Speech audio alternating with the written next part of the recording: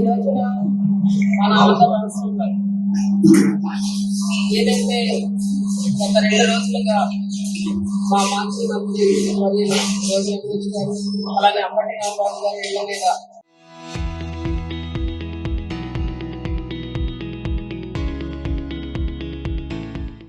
జరుగుతున్న దాడిని మనం చూసినట్లయితే అసలు ఈ ఆంధ్ర రాష్ట్రంలో ప్రజాస్వామ్యం ఉందా లేదా అనేది సామాన్య ప్రజలకు కూడా డౌట్ వస్తున్నారు.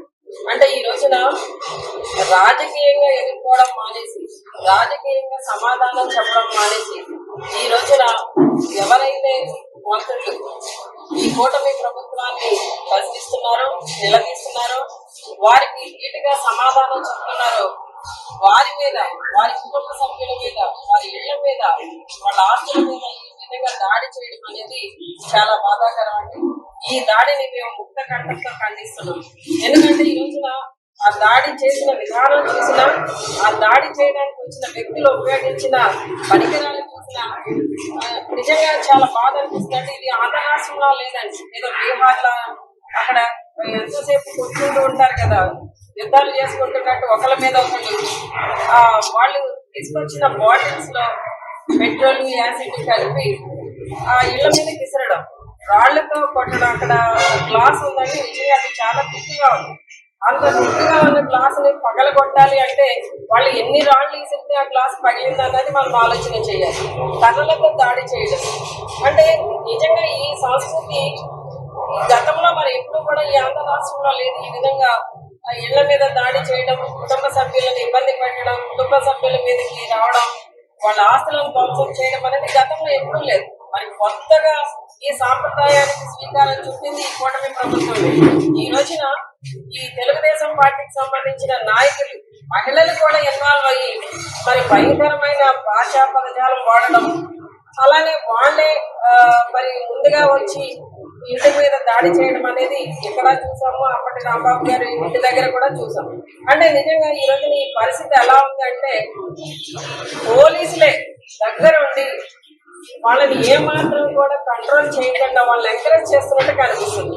ఈ పోలీసులు అనే వాళ్ళు తెలుగుదేశం పార్టీకి సంబంధించిన కార్యకర్తల కన్నా దారుణంగా వాళ్ళకి సపోర్ట్ చేయడం, ఎక్కడా కూడా ఇబ్బంది కలుగుతుంది, వీళ్ళ వల్ల ఇక్కడ ఇబ్బంది పడతారు, వీళ్ళని కంట్రోల్ చేయాలనే ఆలోచన కానీ ఏమీ లేకుండా వాళ్ళతో కలిసి వాళ్ళతో కొమ్మక్క ఇదంతా కూడా పక్కా ప్లాన్ అండి. పక్కా ప్లాన్ తోనే వచ్చారు. ఈ ప్లాన్ ఈ విధంగా ఇబ్బంది పెట్టడానికి గల కారణం ఏంటి అని ఆలోచన చేస్తే నిన్న మొన్నటి వరకు తిరుపతి లడ్డు, శ్రీవారి లడ్డూని ఎంతగా వీళ్ళు అపవిత్రం అయిపోయింది, అందులో ఏవో యానిమల్స్ ఫ్యాట్ ఉంది, అది ఇది అని చెప్పి చాలా ఇష్టం వచ్చినట్టు మాట్లాడారు. ఈ రోజున దానికి ఆన్సర్ చేయడానికి వాళ్ళ దగ్గర ఎటువంటి సమాధానం లేదు కాబట్టి ఏదో ఒక డైవర్షన్ పాలిటిక్స్ తీసుకురావాలి.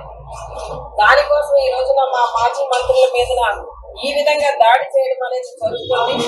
ఈ రోజున ఎవరైతే మరి మా మాజీ మంత్రులు ఉన్నారో, యోగి రమేష్ గారు కానివ్వండి, అంబటి రాంబాబు గారు కానివ్వండి, వీరు మాట్లాడుతున్న మాటలు కూడా వాళ్ళకి కష్టంగా ఉన్నాయి. అంటే వాళ్ళని ప్రశ్నిస్తున్న విధానం, వాళ్ళకి సమాధానం చెప్పడానికి కూడా వాళ్ళకి వీలుగా లేదు. కాబట్టి ఈ రోజున ఆయన జైల్లో నిర్బంధించారు, అక్రమ కేసులు పెట్టారు, నిరూపణ లేవు, ఏమీ లేవు, ఆధారాలు లేవు. ఎవరు ఇష్టం వచ్చేట్టు వాళ్ళు ఎవరిని పెట్టాలనుకుంటే వాళ్ళని కేసులు పెట్టి, అక్రమ కేసులు పెట్టి లోపల పెట్టేస్తున్నారు.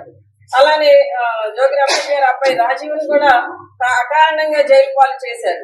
ఎంత చేసినా కూడా వాళ్ళకి సంతృప్తి అనేది జరగలేదు కనుక మళ్ళీ ఏ విధంగా వాళ్ళని కక్ష సాధించాలి అని వాళ్ళ టీడీపీ నాయకులు, కొంత గోండాలుగా ఉన్న వాళ్ళు, రౌడీలుగా ఉన్న వాళ్ళు వచ్చి ఇళ్ల మీద దాడి చేయడం అనేది నిజంగా చాలా బాధాకరమైన విషయం.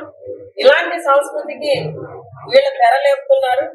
ఇలాంటి తెరలేపడం అనేది కరెక్ట్ కాదని ఇప్పటికైనా మేము వాళ్ళకి చెప్తున్నాము.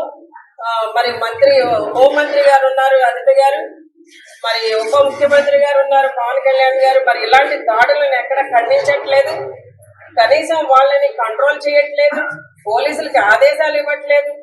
మరి ఈ పరిస్థితి ఇదే విధంగా కొనసాగితే ఈ రోజున ఈ ఆంధ్ర రాష్ట్రంలో శాంతి భద్రతలు ఉన్నాయా లేదా, మన ప్రజాస్వామ్యంలో ఉన్నామా లేదా అని ప్రజానీకం ఈ రోజున భయాందోళనకు గురవుతున్నారు. దానికి కారణం వీళ్ళ ప్రవర్తన అని ప్రజలందరూ కూడా అర్థమవుతుందండి. దయచేసి వీటన్నిటికీ కూడా స్వస్తి చెప్పాలని చెప్పేసి వైసీపీ తరపున మేము డిమాండ్ చేస్తున్నామని. చరిత్ర సృష్టించినోడు ఇప్పుడు ఆ చరిత్రని తిరగరాయబోతున్నాడు. అబద్ధాల గోడల్ని బద్దలు కొట్టి నిజాలను రాగా మీ ముందుంచబోతున్నాడు. నిజమైన వార్తల కోసం వెంటనే డౌన్లోడ్ చేసుకోండి రా యాప్ని.